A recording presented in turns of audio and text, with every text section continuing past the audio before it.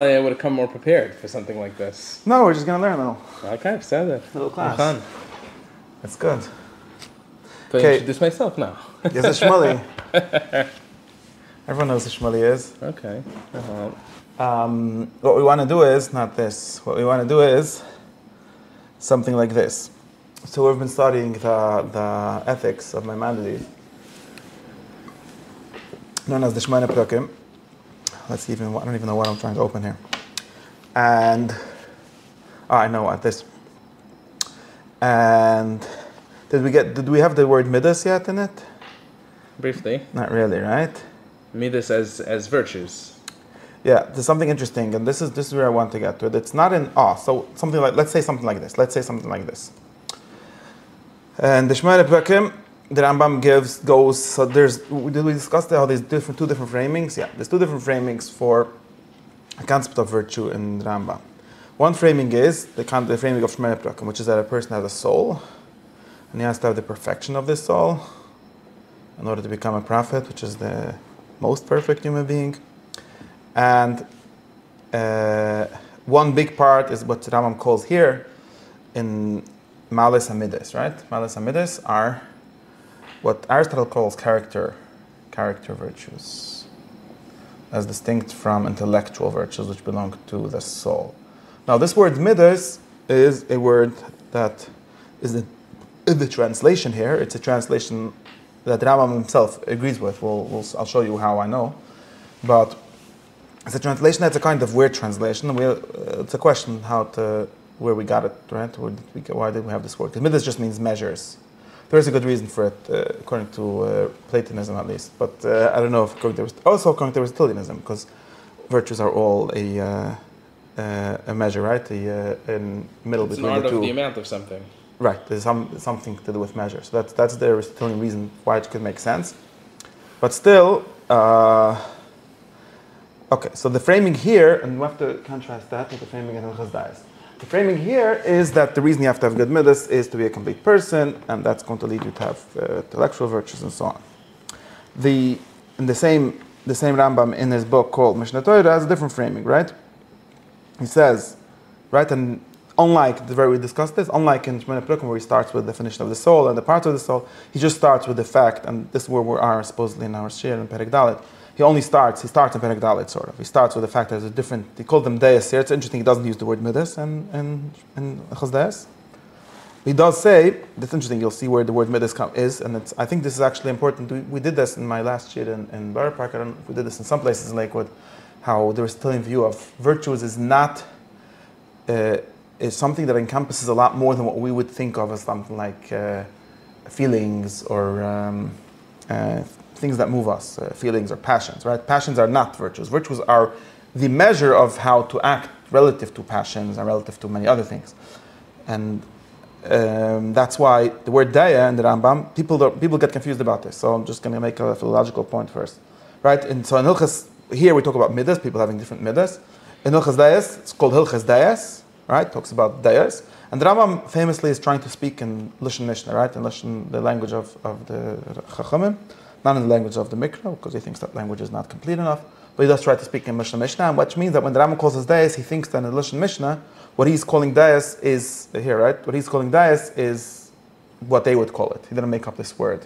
So Daya in the Mishnah doesn't mean an opinion, sometimes can mean an opinion, but here it doesn't mean an opinion.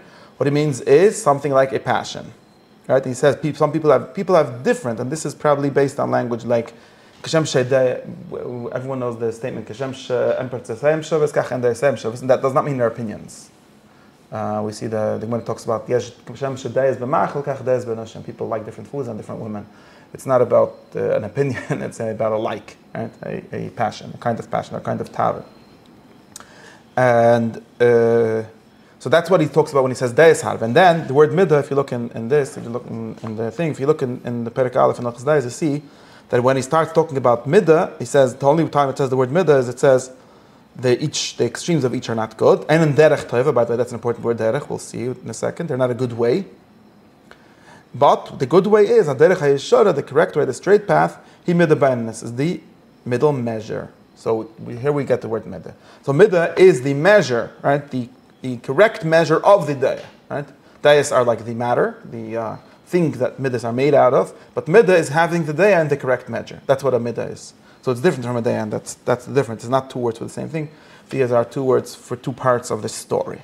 Okay, now, but the important thing, in order for me to get here, is, so therefore, the Rambam does call about people having daya bainanis, but what it means is daya measured by a middah bainanis, right? Because bainani and extreme, all these things are measurements, right?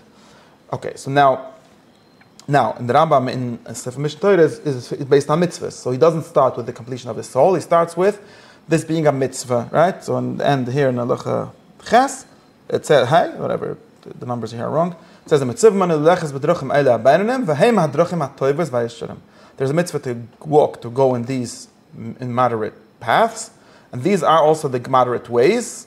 And as it says, and Chazal taught that this means just like he is chanan, you'll be chanan, my chrachim, afichanan, rachim, my nikra rachim, that's a different problem, and so on. Okay?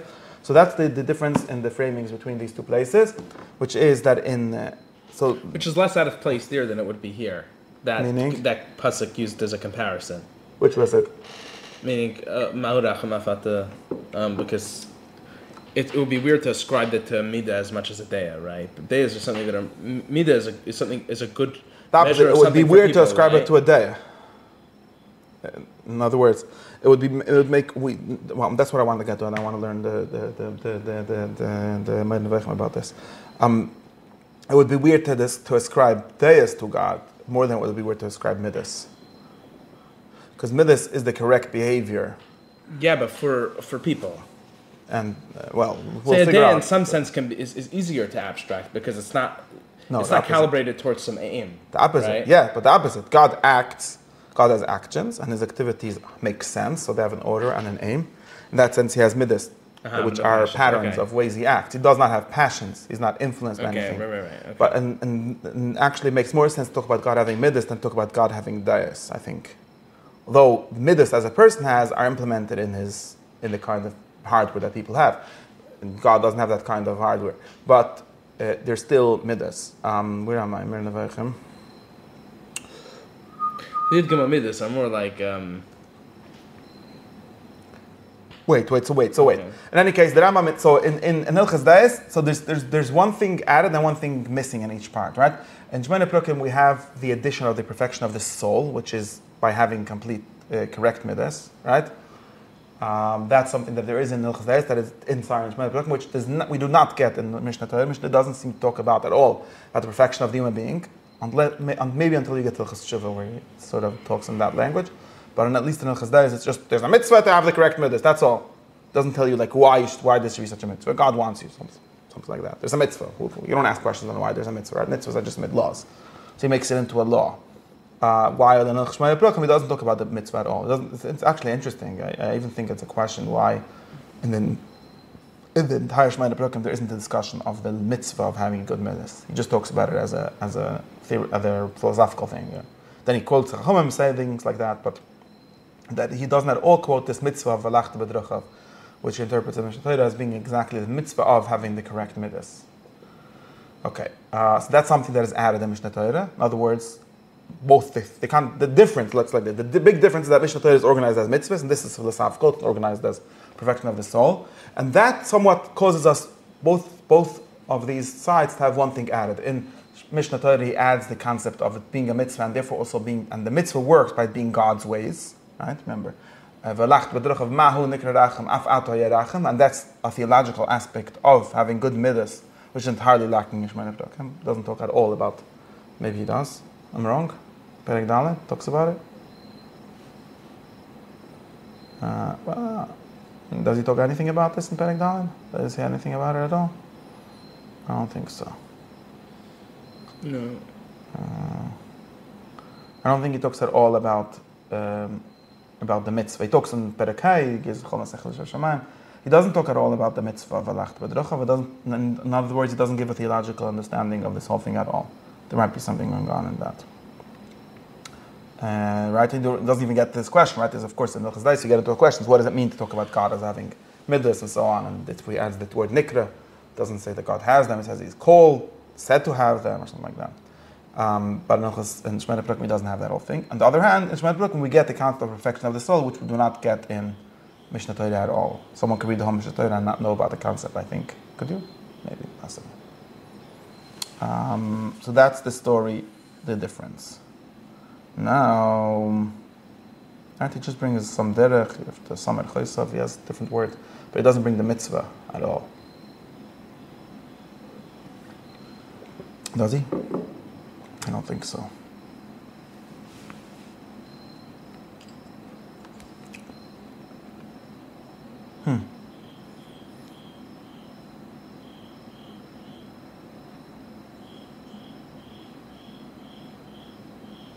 No.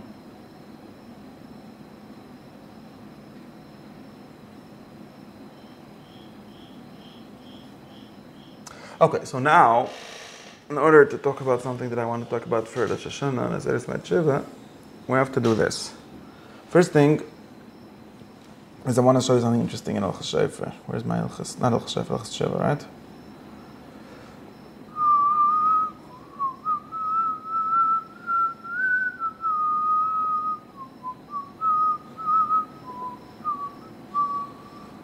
You'll see something interesting here.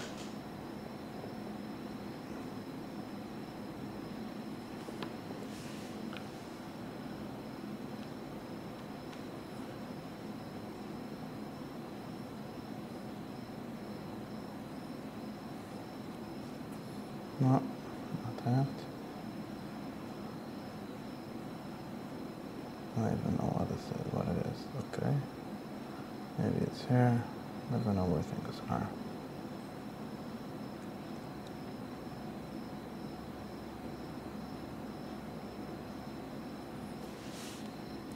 I want to show you something. Where is it? Is it opening up? No. No, this is just plain Hilchos Shiva. Okay, we can show it here and then we'll find somewhere where I found all the sources that show this. So a very famous Hilchos Shiva, and Perek Gimel, it says like this.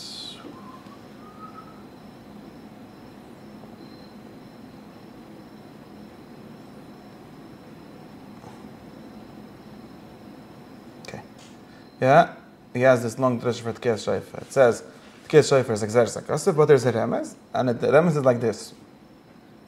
A long drush. You should wake up and Chapsev Masechem.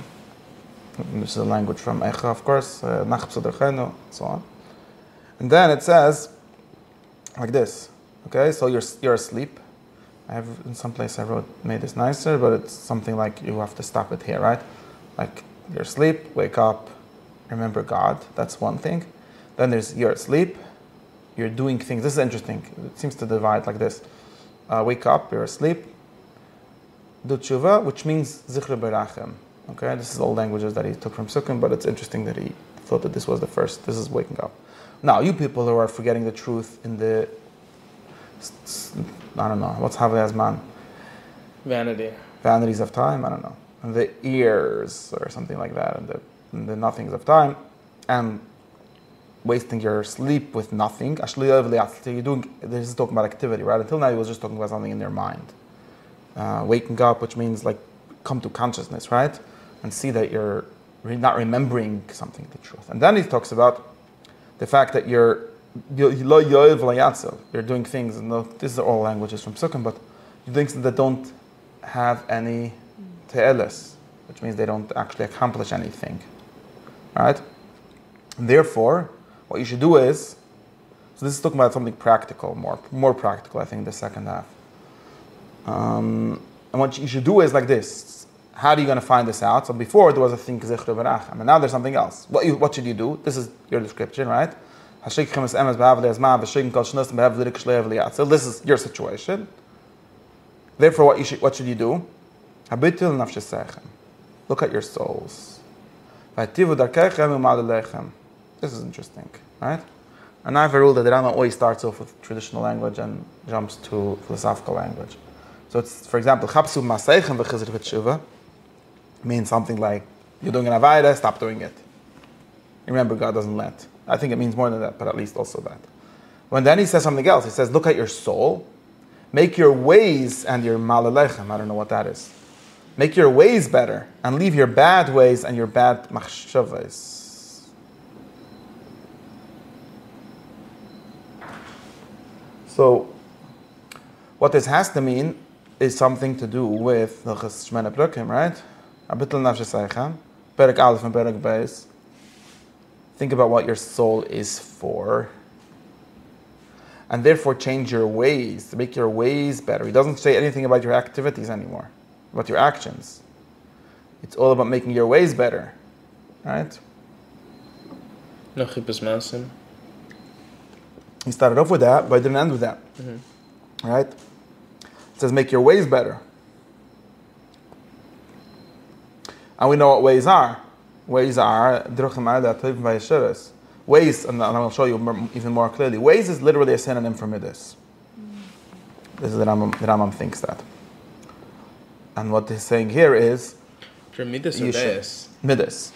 No, not Deis. Deis in the sense that we just said, not passions. Ways are measures or habits. Maybe habits is the best translation for ways. Because in some someone has it's his way, right? As opposed to what he does. It means that's his habit. He does that all the time, right? And that's basically a middah. Right? The middah is the measure of that, but what it turns into is a habit, is a way. The word middas doesn't appear here, but the word days, ways. When you remember that this is interesting because remember that in the Rambam there's these three languages, right? There's the language of the Tanakh, Lashon Nikra. There's the language of Chachamim, Lashon Mishnah, and there's the language of the philosophers, right? Lashon Rambam. And the Rambam tries to write his book in the language of the Mishnah. He says this explicitly in the beginning of Sefer HaMitzvahs. But sometimes he's quoting the Pasuk, or so he has to be using the language of the Psukim, and sometimes he has both, things like that. So, for example, Yaziv Klech Mechem Darki Yaroi Machshavta Shleitoi is very clearly a Pasuk, right? The Rambam quotes the Pasuk in the Cheshuva Perek Beis. No, it's the Pasuk from left, right? Yeah, exactly. That's exactly that, right? And he's just giving an interpretation of it, or explaining what that means. I don't know where he got the language from. I don't know. I have to think about that. Is literally telling you to do that.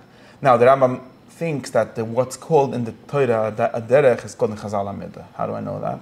I know that's from here. This is, no, not the wrong chapter. Well, I'll show you this. No. Well, he has later, in Shmei Prukim, we had the languages, Samer Choysav, right? Even Chazal, which the Rambam interpreted as making your Middos better.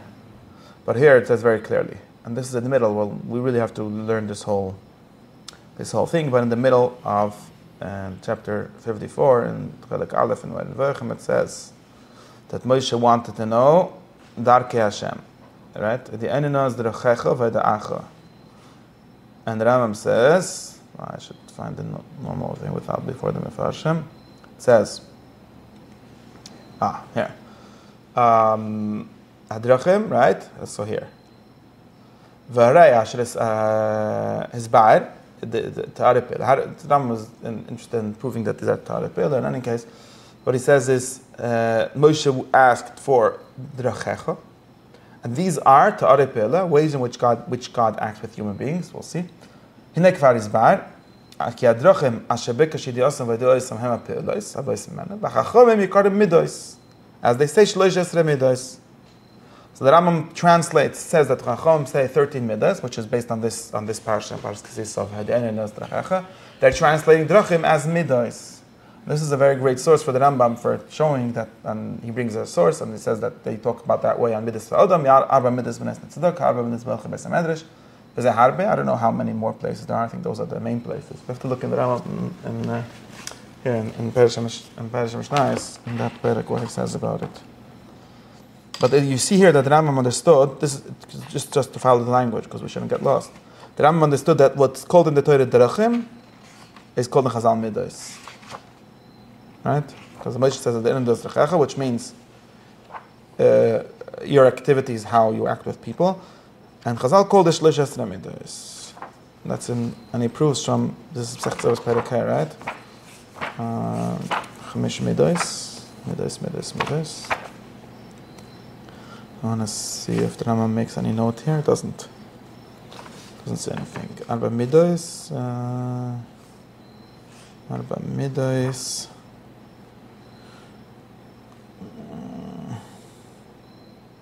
Oh, it even says, and he says that this is a source for Deis also, right? It says in the Mishnah, and then maybe just for us to talk about the four, we talked a second ago about Middos and Deis. And the Mishnah says first Arba Middos Ba'odam Shlish Ali and so on. Then it says Arba Middos B'Deis, and it talks about Kas. So the Rambam understood that Deis means passions. The previous one is not really some more general behavior. Deis means passions, and then there's 4 Middos in those passions. And Middos means the measure of how people are used to acting relative to those passions. It doesn't say, this person doesn't. Meaning Nechlichus is the Deya, which is a no, Middah. Kas is a Deya. Right, And Nechlichus is a Middah of a Deya. Yeah, I'm saying Nechlichus is the measure of Deya that becomes Middah. Exactly. Like good Middah Teva. Or Kashalichus, all these things, right? Kas or Ritzui, Kas would be a Deya. That's what the Mishnah says. Arba Middos B'Deis. And then being a Nechlichus, whatever, Kashalichus is a Middah B'Deya. Exactly. It's a measure of that Deya. It makes a lot of sense, right? Mm-hmm. Yeah. And the same thing, Arba Middos B'Deis, look, Arba Middos B'Deis, Arba Middos B'Dat, Arba Middos B'Deis medrash. Okay. Yeah. So that's the Rambam's source. But here he has another source, that Chazal have this language of Shloish Esrei Middos of Hashem, which is the answer to the question at the end of Drechecha, at least as the Rambam reads it. So therefore, Drachim are Middos. And we can understand, if you want to be exact, we would say something like Drachim are habits, Middos are measures, Deis are passions, and what we call virtues or character virtues specifically are habits of measures of a passion, or measures that lead to a correct habit relative to a passion. You see that these 3 things are not exactly the same thing. Because sometimes we say one thing when we mean the whole story, but there are really 3 aspects of one big story. It's Middos a Deya that brings you to Derech Nechayna, then that. Something like that. You could always question, is the main point having the Derech Nechayna, or is the main point the Middah? The Rambam thinks that both are important, because you're never going to act correctly if you don't have the Middah. And you need to love it. So if you do it out of without having the Middah, you're just forcing yourself, and that's not. Then you're not having a good soul, and so on. So all these things together are needed. Yeah. So that's the point of the word Middos and the word Deis. Very interesting. And the word Drachim. These 3 words. So now we know that these 3 words are codes. Drachim, specifically Drachim and Middos, according to Ram, mean the same thing.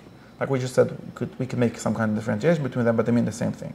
Therefore, when the Rambam says Ativu Drakechem, it's not some kind, and he likes this language. If you look in the Chashuva, this is very interesting.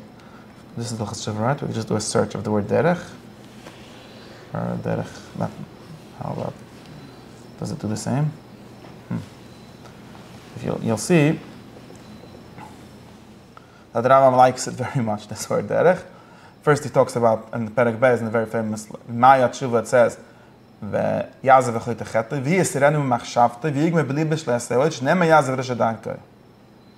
remember that this is something that people are very upset about, because the Rambam has this Yodel V'det Alimos here, and so on. And what does it mean, Yisraelim Machshavte at all? But if you read Hilchos Shmei Plukim, you know what it sort of means, to stop liking it. Right? And he calls this Darka. This is not about doing. Right? The Rambam also has the concept of Darkei Tshuva, which is interesting. This is not the same exact thing as the Derech that we're talking about, but he has the concept of there being a difference between Tshuva itself and Darkei Tshuva, which we should read in light of this, something like habits that cause you to do Tshuva, right? Like Slichas and so on. Then he has, let's see what else we have for Derech. Darkam Shel Yisrael, which is another way of saying Middos Yisrael. This is this one that we had here.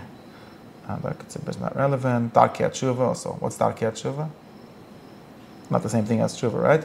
The other interesting thing, and this I was by Halbertal's share 2 weeks ago, and he made me notice this. The virtues of Tshuva, like they have their own. There are intermediate virtues. Not virtues. There are habits that cause you to do Tshuva. Like the Rambam would tell you, because this is to answer the question of like, what is the Seres Tshuva doing? What is the Tshuva is doing? It's a derech of Tshuva. It's not Tshuva itself. Tshuva itself is becoming a better person. But if you get into the habit of going to shul once a year and talking about how much you sinned, you might get into the habit of becoming better slowly. So these are sort of aitzas, right? These are tricks or techniques to get you to Tshuva. It's not exactly the same. It matches with the translation of habits, which remember that middos are caused by habits, and then they cause habits. So they have both ways, but yeah. And what it culminates in is, at the end of the day, returning to the baseline of correct middos. Yeah. but the way to have a correct midah is to do the derech, right? So there's a derech before and after. Right? And it's a cycle, it's a self-perpetuating cycle, like mitzvah, geres mitzvah. Something that Halbata made me notice and I didn't notice so clearly before is that Hilchos Tshuva is divided to these two parts. In the beginning, there's really three parts, but the first two chapters, and maybe the first four chapters, if you want to count that way, talk about Tshuva in a more simple sense, although even there, already saw he has the Yazd al-Shadarki and so on. And then from Perek he starts talking about Bechira, and then he says because of the after the Tshuva. And you'll notice that when the Ram talks about Bechira, and this is also true. And but it's just because Adon Sunnah is kind of restarting the whole... Right, it restarts the whole thing, and we're not learning this right now, so it's interesting that this Perek is the most closely... So we said before that in Hilchos and Sefer Hamadah, there's this different language of mitzvahs, and of course there's the mitzvah of tshuva, which is the first four chapters. And then in the fifth chapter, he sort of moves away from talking about the mitzvah of tshuva and starts talking about the principles that he deems to be connected. That he deems to be connected with the concept of tshuva, which is a little different than the mitzvah of tshuva, right? Sort of like giving the background theory for it. And that's the place where he also gives the most of a copy-paste from Shemona Prakim. So Perek Ches and Vav is more or less a copy from Shemona Prakim Perek Ches. So this is where he gets into the theoretical, and he doesn't go all the way out and give you the first half of Shemona Prakim, which talk about the soul, but he does give this part of this person being in control of himself. And the interesting thing is, and this is I think very important to notice, that the Rambam when he talks about Bechira, talks about Bechira and Drachim, not Bechira and Masim. This is also true for Shemona Prakim. It says in the Sheskel Adon Sinai, it doesn't say if you want to do a mitzvah, you do a mitzvah. If not, do an aveda, do an aveda. I think that's obvious. Nobody ever questioned that. You could, unless you're a determinist. But the Rambam is not really against determinism here. What he's against is something slightly more subtle. What it says is in B'Ratzahat is atzme le derech toiva halashas biyadei. So you notice that he doesn't talk about the permission of a person to do actions. That's maybe simple. It's more concerned with whether or not we can think. With? At least improve our thinking. Not only thinking, habits. We're changing the kind of things that you like, right? What we call virtues or characters. This is the important thing, because this is also what astrologers, which he's talking about when he says, what these people are saying, and it's not true that those people, he says literally that most people think that God makes people tzaddik Rosh. I don't think most people think that God makes people do activities, but most people think that God gives people predetermined habits, or predetermined likes and dislikes. And the Rambam says that's not true. Or it's less true than you think. Of course, it's somewhat true, but it's less true than you think. And it says the same thing. You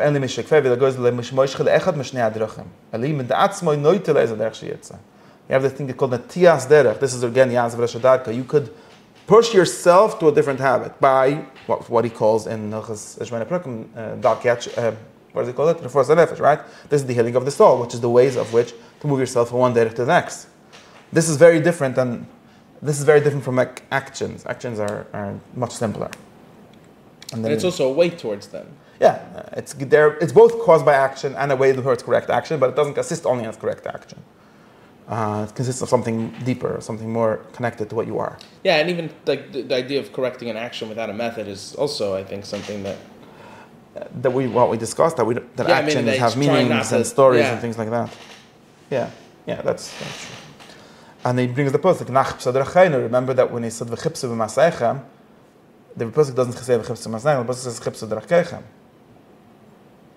And obviously, Rambam was trying to say, look what you're doing, and notice that it comes from a derech, and then change your derech. So this is important. Derech menadrach mativ d'rakechem. He has a lot of this language. He brings the pasuk. A lot of this language of your way being the derech, the habit, being what the real essence of tshuva is, should be about. And we already showed this last time how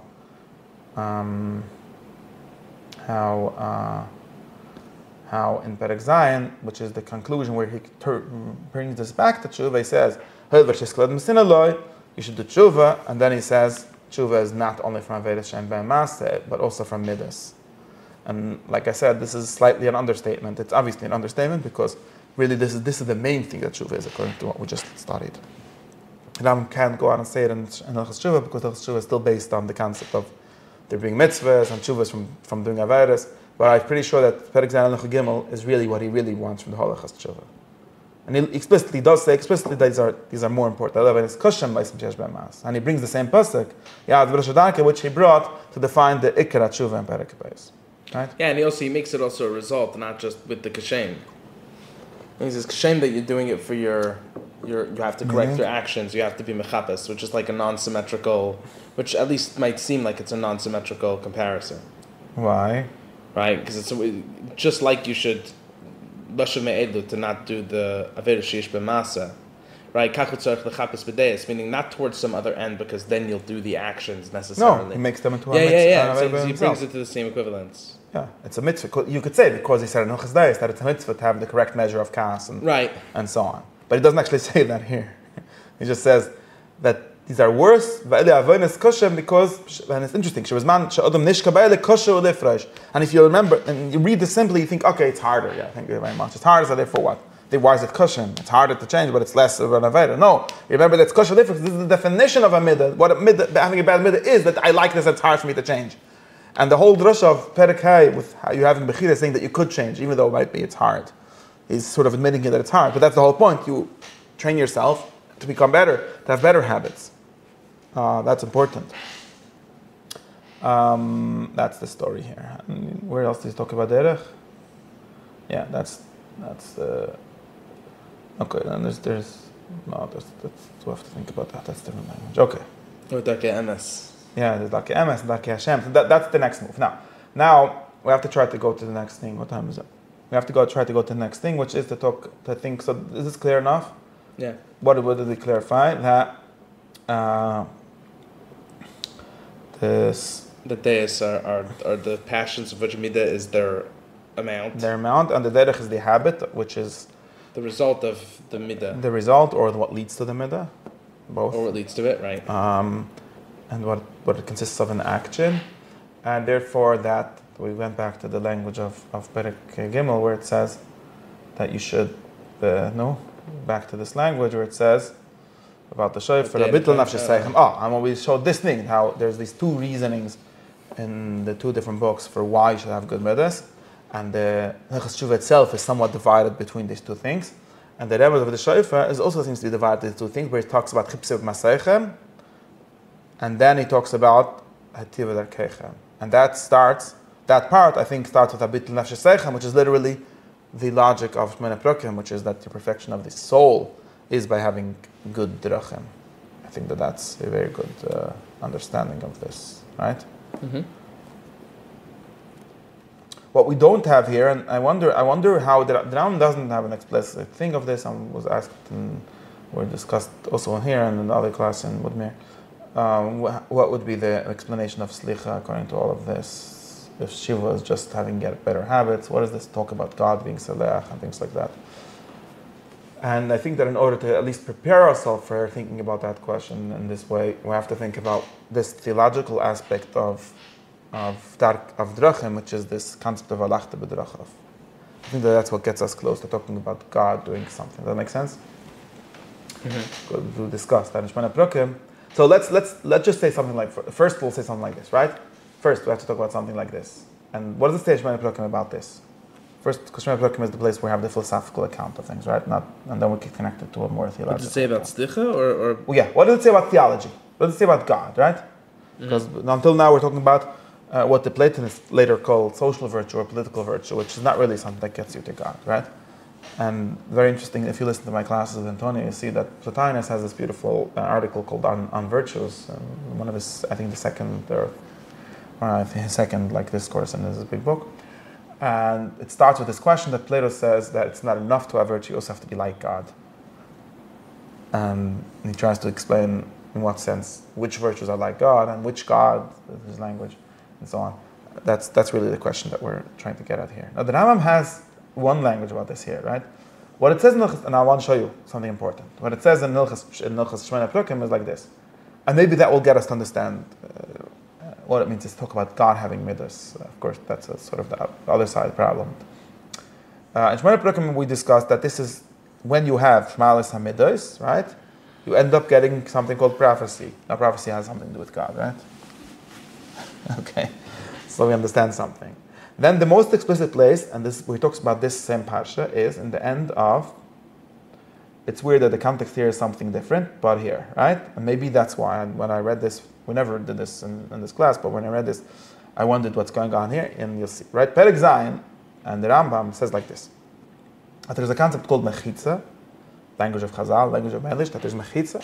And mechitza means that there's different levels of prophecy, and the language that the Chazal have is that different prophets see God behind different, more curtains, so to speak, more veils, panes of glass, however you want to describe, more mirrors, as Baklari is a mirror or some kind of transparent material through which you see, right? And then he explains that what are these veils, what are these mechitzas?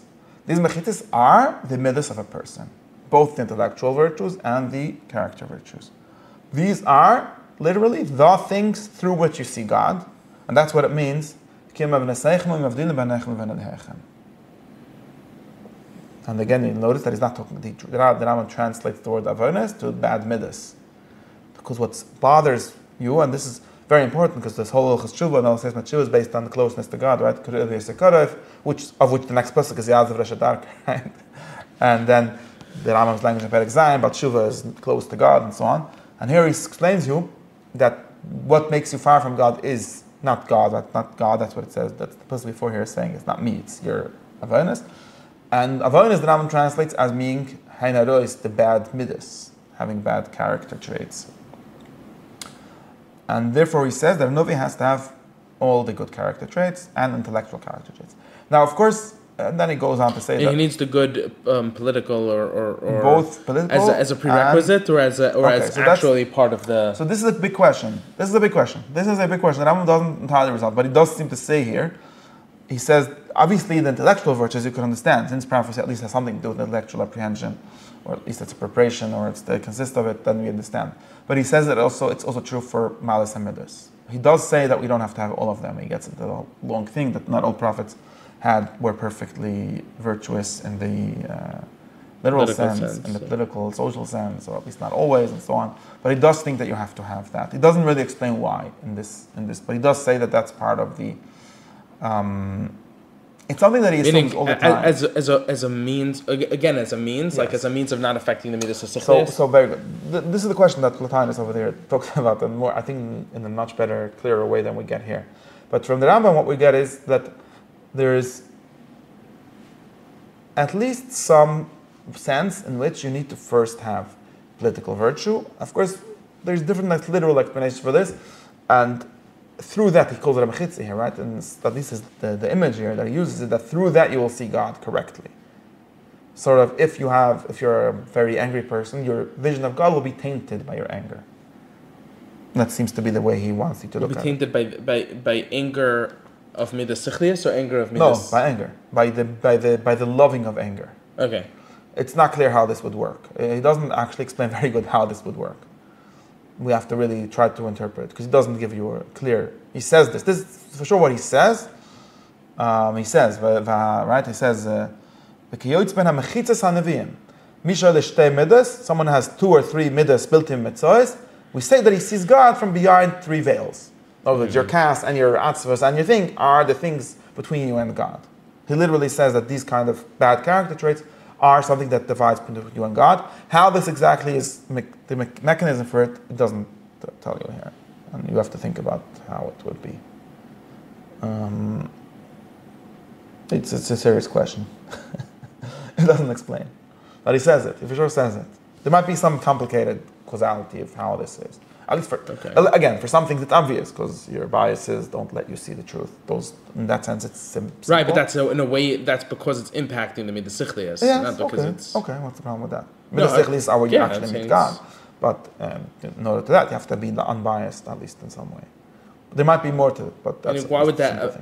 It has to be right. Okay, it has to be like something in the object of thinking, right? Like it's talking about the content of your thought. And the subject of thinking, and the person that's thinking. Yeah. Right, but meaning this is the mechitzas, right? If it's a mechitza, let's say of kas, right? Mm-hmm. That means the kas is somehow affecting the thought, not the thinker. Yes. Besides not the thoughts, not the thoughts. The thoughts, they remember that there's no changing in the thoughts. It's change in the person apprehending. The clarity of the thought or whatever. God doesn't change, but your understanding of God changes. And if you have too much gas, you will not have a clear enough understanding. Why not is the question. There's a sort of an admission in this chapter that right, it's not I'm saying, is that because true. it affects the Middos Sichlius, or is it because it affects what the Middos Sichlius, or it depends on what you're trying to know? It for sure affects the results. How? I don't know. That's what I'm saying. It affects your knowledge. So the only thing I'm curious is it in a way that bypasses Middos Sichlius, or does it? What is Middos Sichlius? No, but this is the intellectual virtues. No, those are two different things. I don't think Middos Sichlius are 100% intact, but this somehow affects the quality. Intellectual virtues, in the sense of purely intellectual virtues, like having a good memory or things like that, have nothing to do with this. Those are different. The Rambam actually says here that those are more important. You can't skip those. If you have the intellectual virtues. Yeah. That's cool, right?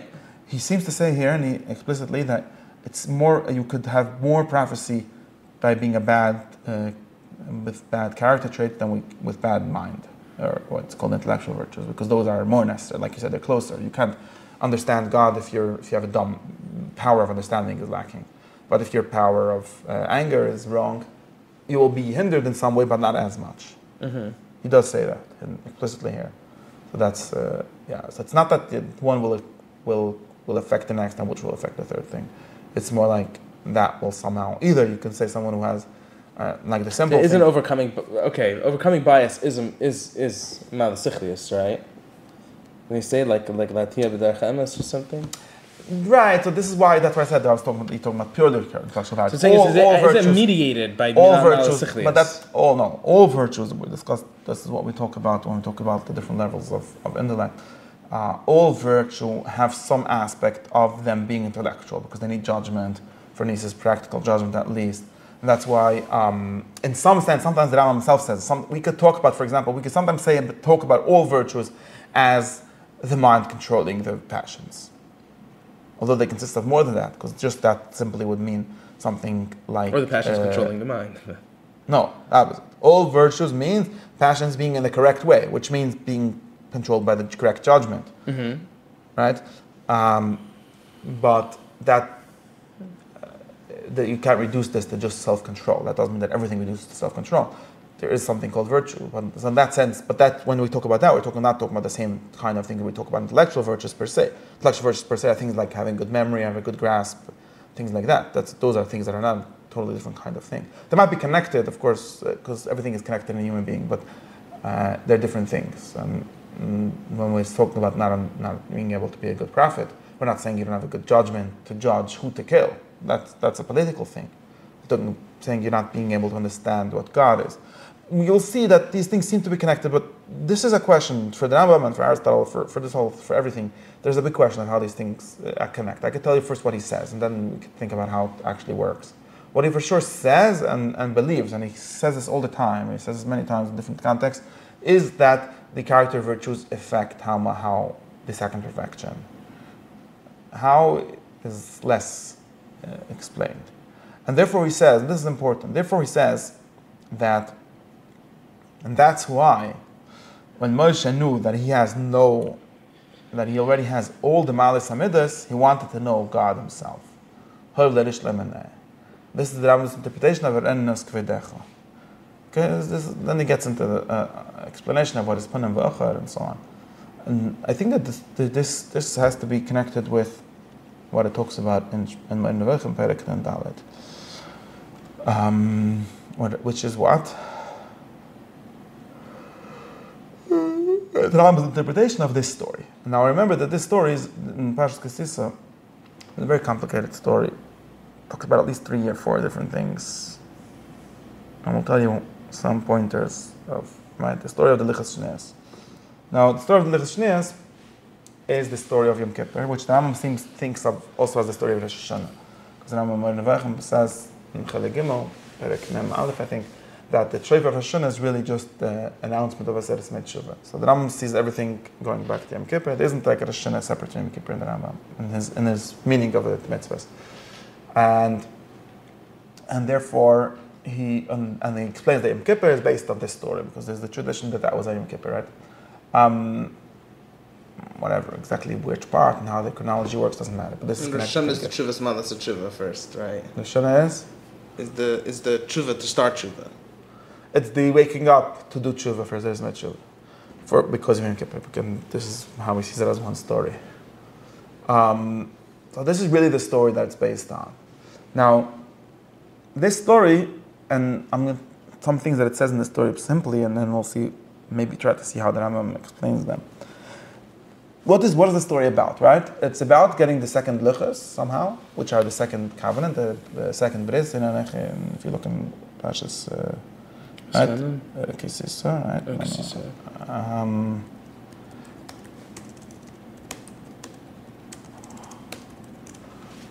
Right. So if you look here, you'll see the story.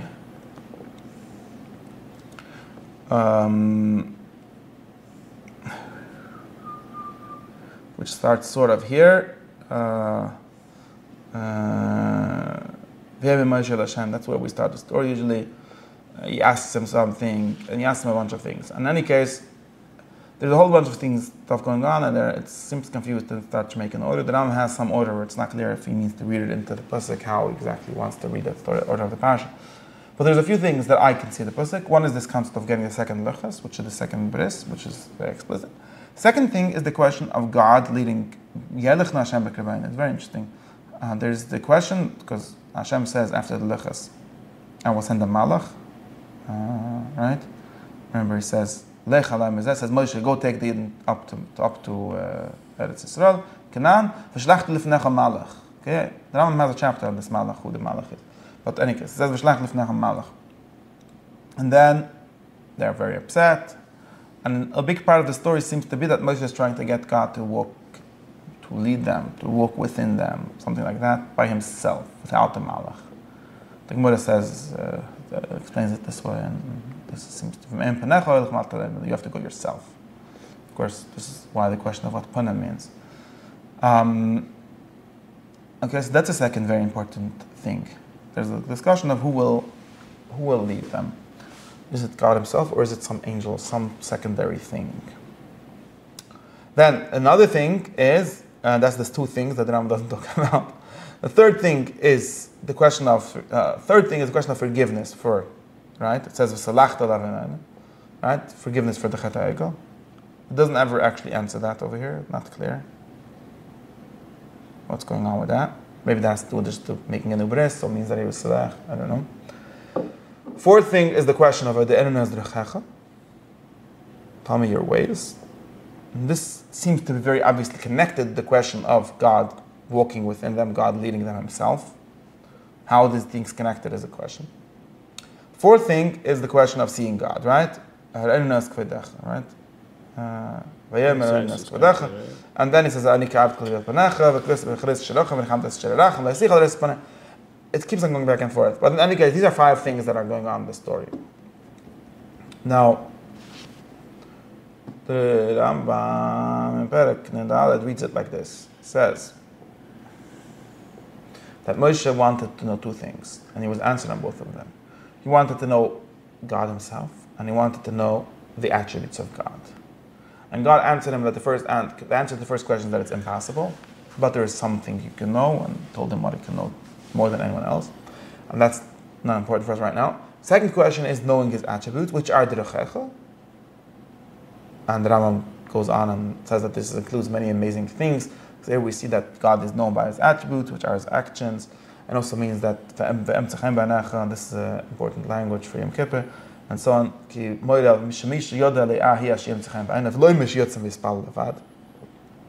Just praying and fasting doesn't make you closer to God, but knowing him, and closer and further means how clearly you know it, and then it says, this is not my subject.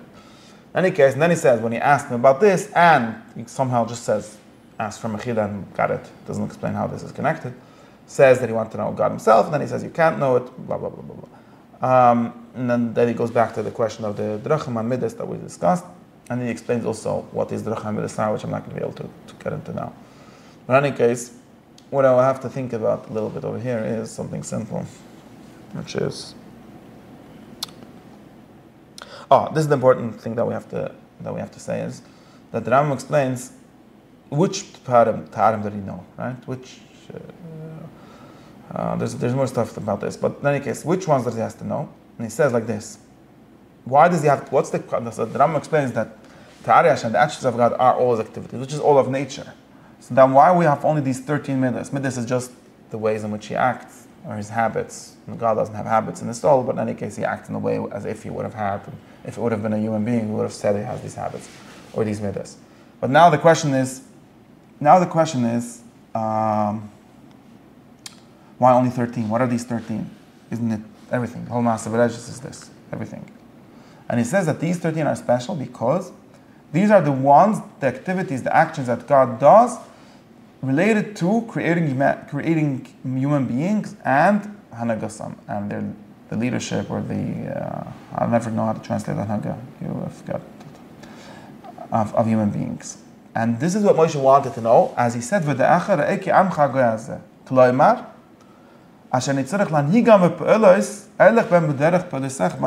asked, his real question is a political question. This is very interesting understanding. That there is knowledge of God per se as he is, that's one question. That's knowing all of nature. Maybe there's some sense of knowing God himself. We'll get to that. Then there's something else, which is knowing God's activities. Now, which activities does Moshe need to know? Maybe he wants to know all of that just for intellectual perfection. What he really needs to know really is how God deals with human beings. Why? And what the virtues of that are. Right. Which we would, by a human being, would be virtues. The divine natures that's in them, something like that. Relative to God, they're not really virtues, but in any case, there's activities that somehow come from God and appear to us as virtues. And I need them so I can lead the people in your way, in the same way. And I think that the Rambam means that this would mean to be led by God. What to know in which way to if act you're led towards by God a prophet, based on how God acts towards you. To act, if Moshe would act toward like if the man by the Torah. If you're a real political leader, if you're a king who's also a philosopher or also a prophet, even more than that, then you will be leading the people in the way that God leads them, which is another way of saying God will lead them. So this is obviously some kind of, like it says, this is some kind of closeness to God, because it's really just, if you understand that it's just part, it maybe it's not all of God's, there's more to God's control of the universe than this, or God's wisdom in dealing with the universe. But there is at least part of it, which is how nature created people, what human nature is, and what is the best way for humans to flourish. And to know the Gilad Sharachman, is to know the ways in which God, and that's what closeness to God consists of. So here we see something like there's a closeness to God, which is again the correct levels of prophecy. It's also better. It also makes the analogy of Middos from Mishnah Torah a little bit more.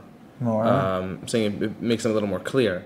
Because we're trying to figure out God's Middos towards us, meaning to be subject to that Middah, right? To be led by that Middah. It turns out something very funny, that God's Middah towards us is Moshe's Middah towards us. It's our Middah towards our friends. It's the same thing. They're not different. But knowing them would be, maybe we could look in nature and see. And looking in nature, remember, according to Aristotle, nature has oughts, not only is it, right? Nature is, if you look into human nature, if you look about human nature and you found that what is the best way for humans to flourish, that is another way of saying knowing God's activities within human nature. Because the nature isn't separate from God. And therefore, the knowing and the acting, all right, you see that here the knowing and acting come very close together. Because it's only the knowledge of a particular subset of God's activities, which is the human nature. So, I still don't have a full answer to this, but at some level, the knowledge of the specific activities pertaining to human nature and human politics and all of that is itself knowledge of God.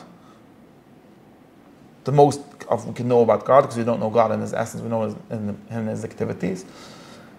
And that is also what allows you to be a correct leader, and there's some middos for leadership, some middos for regular people, okay, but that's what allows you to act, to behave correctly, right?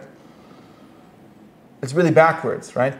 Before we were saying that if you have the correct Middos, then you will know God. Like I said, Moshe, after he knew that he has all the perfections of Middos, then he asked for the Neskedacha. And here we see that it's the other way around. That it's knowing God's Middos that leads you to to being able to act in them. See the problem? There's a paradox or some kind of circular thing. But of course, God's Middos are themselves the way in which you act, which conforms to the best way of leading people. The last thing one more time. There isn't a way, when we say look at human nature, what is the best human nature? That means look at the best human leaders and look at the set of all humans and see which ones are succeeding at being humans the best. It doesn't mean, well, there's some sense of rich nature, but there isn't a human nature. This is very interesting, a very funny thing, right? Where's God? So when we say that God acts with compassion, what does it mean God acts with compassion? Towards humans, okay? Towards cows is one thing. Towards humans, he acts with compassion. What does that mean? There are people that act towards humans with compassion. Yeah. It doesn't mean, can't mean more than that, because God doesn't act directly in anything. God always acts through intermediaries, unless you talk about miracles, which is not interesting. So to what extent do those humans act with compassion? Because it seems to them the best thing, right? Or at least soon we'll see, maybe they don't even have to have compassion, they have to act in a way, that doesn't matter. The humans act in a way that is called compassion because they see that as the best way to lead human nature to perfection. So knowledge of God's actions towards humans is the same thing as knowledge of the best human activities. They're not different. There isn't like first God's examples and then us following it. And since that we discussed how this is in some sense practical knowledge, practical wisdom, right? Not theoretical wisdom, but it's in some sense even learned by action, right? You can't really learn it so much in the study hall. You have to go out and try to lead people and figure out how it works. But there isn't more. There's more. There isn't a separate knowledge of it. It's not like you have a knowledge of the best politics and then you go and do it. You can't get that kind of knowledge without looking at the activities. In other words, looking at what God does, which is you could look at the good examples and the bad examples of it and figure out which to follow. So this seems to be an important thing. I want to talk about the question of compassion versus judgment, din and rachmim, and things like that. And slicha, of course, is something connected with rachmim, and the Ram gets into this. And basically, what we could say about this is, just to answer very quickly the question about what slicha would mean. What we could see about this is that if you're a human leader, and then he says, the political leader, if he would be a prophet, has to act like God. Now, the interesting thing is, and the Ram said there's Middos Harachmim, and they're not really all Middos Harachmim, but at least most of them are Middos Harachmim. And what the Ram learns from this is that a leader, and if anyone that has a position of leadership, people should know this. There's always going to be more compassion in your leadership than judgment. And it's almost necessarily so, because creating anything is an act of sort of love or kindness or compassion. The limits to that are the judgment, right? Like, if you're going to not follow my command, if you're not going to do things, I'm going to have to punish you. But sometimes we pretend as if like the fact that things are going well when they're going well is also a judgment because you deserve it. But it's not really because you deserve it, because if you think of it one step before that, you'll say, nobody deserves anything. If there's a real cause and effect, the effect never deserves the cause. There has to be from the cause. And that's, and the Rambam explains this what Chanan means. In any case, relative to God, everything is free. Everything is a gift, right? And the same thing relative to a true leader. Everything is a gift. Because if the leader needs the people, he's a very bad leader. Right? Leaders are the ones that don't need you. They're there to help you. So in that sense, and also when people do bad, now this is general where we start with the concept of compassion. Meaning, and over here, or of goodness. Meaning the constructive limit of what's being given is judgment. Yeah, but the constructive is always a lot more than the limit of it. The limit is what gives it form. It's a constructive limit. It's what conforms it to. There must be limits, but it doesn't make sense to talk about everything at the limits. That would be a very weird framing of things, right? There's a goodness which is limited. Maybe it would be better to have unlimited goodness or whatever. But I think that when you think about this, you realize that the chesed or rachmim or things like that are the more basic reality in one sense. You can think about it like that. And they're always a lot more than the judgment. And if we're talking about, right, when we talk about slicha, right, now we're talking about it in a political sense, right? If you're a teacher or a leader of people or a king, most of what you're going to be doing to people is forgive them. And right now I'm talking before the person sinned even Hashem couldn't shecht. Before you sinned even, you're going to be giving them some, giving them some good, which is called tuvi, the Rambam explains. You're giving them some good, which is a good thing. Of course, you're telling them, and not bad, thank you very much. But you're giving them some good. Right? Now, the problem with human beings is that they're very weak. They're always going to fall short of perfection. There isn't any human being, of course not in the beginning. We discussed this, how tshuva, according to this view, is the natural state of things. It's not like someone reminded me of a question that one of my teachers liked to ask. How could there be a mitzvah? How could there be exactly? Maybe that's not the theology. That's not the main framing here. It's not a product of the fall, right? It's the opposite, because Aristotle's human being starts small and grows bigger. He doesn't start big and fall. Of course, this is a Platonic view and so on and that. And we discussed, right, how tshuva is not like some of my teachers likes to ask, how could there be a mitzvah of tshuva? What kind of mitzvah is if you sin, don't sin? Well, that's not the case, because the main tshuva, according to the Rambam, is the Middos, in which sense all human beings start bad. And therefore, if you're going to start with Middos Adin in the sense of like, I'm not moichel you for you being bad, that's dumb. The material you're working with is human matter, it's ways humans are, and you're trying to make them better. So part of it is, in some sense, it's not forgiveness in the sense people sometimes read this as like a very judgy kind of thing. Like, meaning it's meaning there's no fall by which you need grace. There's it's not there's an inherent part right, of the original but there's some grace in it just by the virtue of like, I'm not mad at you for being a baby, right? I'm trying to teach you. The Rambam thinks that the primary example of rachmim is parents bringing up children, right? I'm not mad at you for being a baby. I am trying to teach you to be mature, slowly, very slowly. But part of being a parent is forgiving the kid for being a stupid kid. And you could call this is the basic sense of forgiveness, which has to exist for anything to work. And some parents are confused about this, some political leaders are confused about this, some spiritual teachers are confused about this. But this is like basic. Slicha is an extremely rational thing. It's not a super rational thing. You can't begin if you assume that all humans start very small and grow bigger. And what your job as a cause, as a leader, as someone who gives them their good or manages, leads them toward their good, is to move them from that. You have to sort of forgive, we call acceptance, right? Radical acceptance. You have to accept, it's a fact. They're starting off from a very low starting point. That's just how it is. And you could think about even when people should have known better in some sense, it's still because of their starting off from their matter and all the things that they have, all their conditions. And you still have to forgive it if you're trying to get them anywhere else, right? So possibly this grace of slicha is not for itself. It's in order for people to get better. But it has to be, like you have to say, well, you've messed up, but I still need you. If you need you need to yourself. You still should be able to get to some perfection. And therefore, you have to forgive what was going on. It's like a natural thing, this kind of forgiveness. And all of nature has it. Like nature has, Rav Kook says things like there's natural tshuva. But in the immune system is the tshuva that exists in the body. Right, and the how does it called? And the nutritive soul, right? It's built in that there are things that go wrong, and we have stronger things that sort of say it's no problem. It's a problem, but we'll fix it. This is not like magic. There's no need for any magic in it. But it is needed. It is a political thing. It's something that a wise leader does. One of the main jobs of a king is to give out pardons. In some sense, there's like this whole system of judgment, and then the king's job is to come and sometimes say, "Yeah, you're fine." And the big part of the logic of Yom Kippur and Hashanah is part of this, like we say. Like, grace in the judgment. Yeah, we say like there's a Ben Shamala, but God, you don't have to really listen to them, right? You can do whatever you want. But what does this mean? What this means is that the thing beyond that is like there has to be giving some goodness, some perfection. The whole point is that to give some perfection, there has to be limits. Okay, no problem. And sometimes those limits are delegated because the more basic meaning is the existence, not the non-existence, right? I think in this sense is you could see how slicha is a very natural thing. It's something needed politically. Famously, our politics don't allow for it, which is why people don't get better through our politics, because they're all about like deciding if you're already good, which is so dumb. Even the Chassidish language, you see, there's this whole Chassidish language that says like, tshuva is to reveal that your neshama was already good. No, not already good. The question is not what I was. There isn't like a static thing, me, that we have to decide to just deciding after. We're creating it. This is Chilas Masech, right? We're creating a person. And we're creating it out of nothing. We're out of dust, out of just Adama. What does it say over there?